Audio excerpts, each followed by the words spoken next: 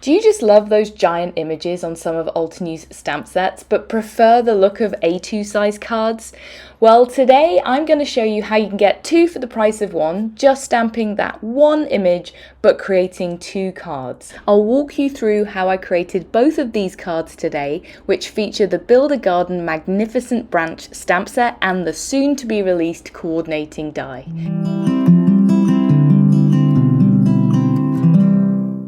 Hey everyone, welcome back to another episode of Stylish Card Making Techniques with Jenny. Today, as I said in the introduction, I am featuring the Build a Garden Magnificent Branch stamp set. This is a gorgeous set. It has this huge image, which is almost like two different images joined together, and that's going to be the focal point of my card technique today, which is to use those big images in stamp sets, stamp them once, ink them up once, make two cards. That's what we're going to do today.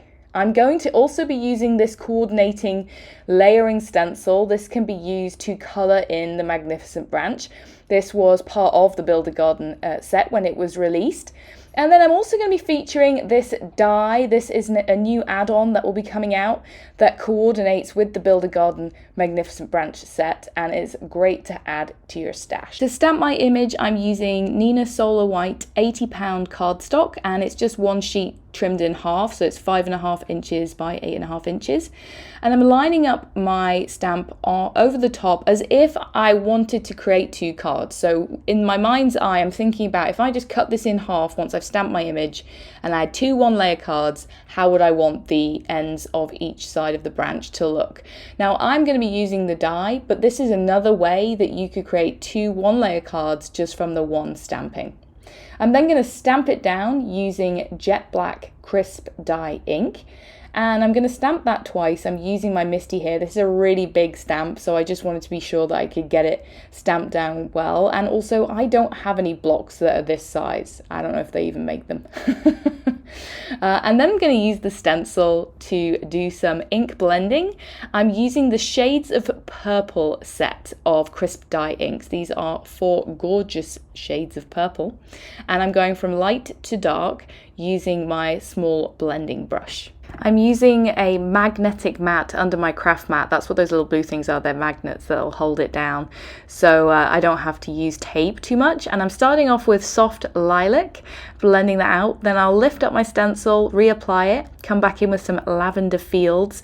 And I want to be sure that I don't get ink where I don't want it. These layering stencils have a lot of detail on them, and you do have to lift and shift them quite a lot. So I'm using my satin masking tape just to make sure that I cover up any areas that overlap with the florals that I don't want to use that ink on. I'm then going to go in with some Deep Iris, which is another darker ink. And you don't have to go through the shades like this. It's not quite a sort of layering stencil in that regard that it gets darker and darker across the whole of the rose. It's more about sort of the different petals, and I like to add that sort of it. With the shades, it looks like different texture, and I like to add the different shades in here and there, but you could do all one color on your floral. I then use Midnight Violet, and that's the 4 ink set, and I wanted to add a little bit more depth with a darker shade of purple, so I came in with some Andromeda on that contrasting area. I'm then going to use those same colors again for the top floral, moving around my stencil here and there just to make sure that I get it lined up. And you'll see this is a smaller area again, so I'm coming in with one of my detail blender brushes. One of these comes with the Build a Garden stamp set, and they're great for having in your stash for these little details in the layering stencil sets. And once again, I'm coming in with the darker colors and adding that contrast. Now for the leaves, I'm using the Seashore set of inks. So I'm starting off with Mountain Mist, and then before I move on from each area of the leaf, I'm coming in with just a light flick of the next color in the set, which is Volcano Lake. So you'll see I'm going in with that light color, and then I come back in with the Volcano Lake, just in the sort of areas where the leaves touch each other to add a little bit of depth and contrast in those smaller leaves. It's really quick and easy to do, even though it looks a little bit fiddly. I promise you it isn't. And on these larger leaves, there are areas that you can add more detail again. So I'm going to come in with the mountain mist and the volcano lake as I did before. And you'll see I don't have too many of these detail blender brushes. So I use the lighter colors first and then sort of scrub off the detail blender on a cloth that I have on my leg, and then that way I can take off that excess ink so I can keep getting that lighter ink color and it doesn't get too darkened by the volcano lake. And then you can come in with these detailed areas, and I'm going to come in with that third color from the seashore set and just put that all over that detailed area. This is Lagoon.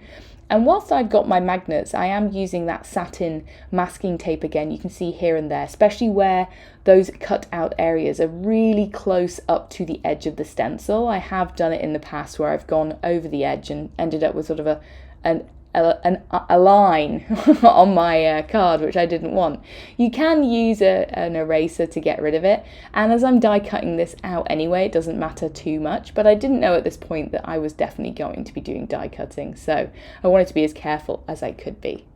Now for my branch, that is super thin, and I wanted to make sure that I could get in every little crevice and also in the flower centers.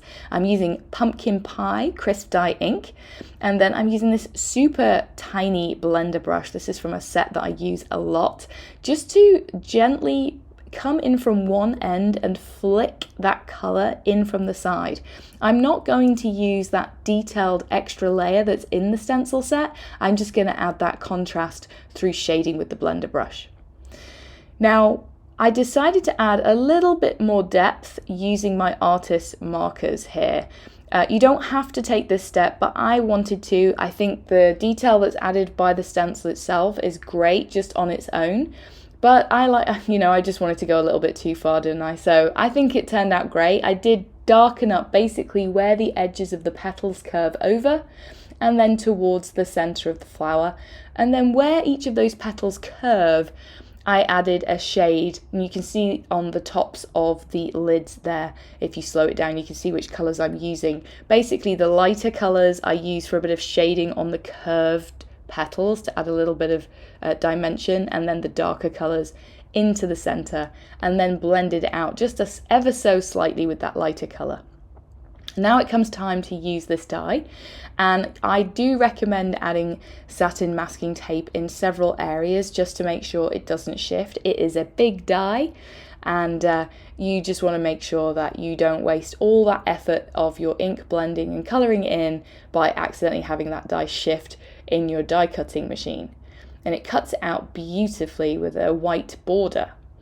Now I'm going to be doing dry embossed backgrounds. I've chosen 2 3D embossing folders from my stash. I've got the Woods Rose 3D embossing folder and the Alocasia 3D embossing folder.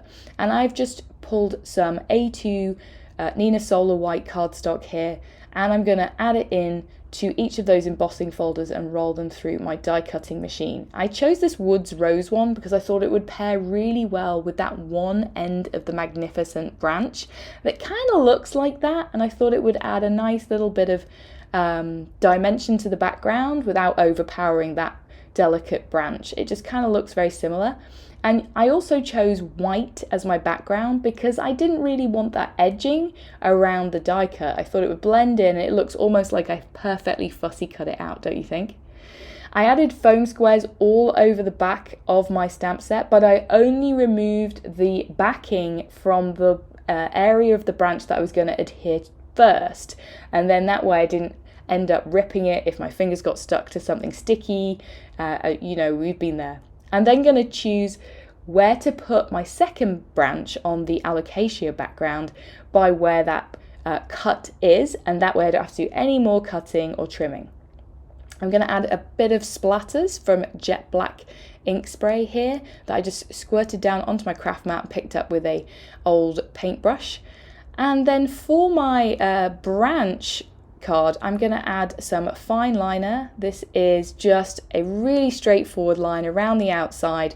I skipped the areas where there was dry embossing, and it just adds a nice little bit of handmade detail as a border around the outside of that panel. And then I'm going to stamp this sentiment from the Magnificent Branch stamp set in Obsidian Pigment ink. It stamps perfectly down onto that background. Don't need to add anything else to it because there's a large area that is not dry embossed with that Woods Rose embossing folder. For my Alocasia, all of the background is dry embossed, so I can't stamp directly on top. So I am going to heat emboss in pure white crisp embossing powder onto jet black cardstock, one of the sentiments, also from the Magnificent Branch stamp set. I have treated my cardstock with a powder tool to make sure I don't get any embossing powder sticking where I don't want it, and then I just trimmed it out and popped it up on top.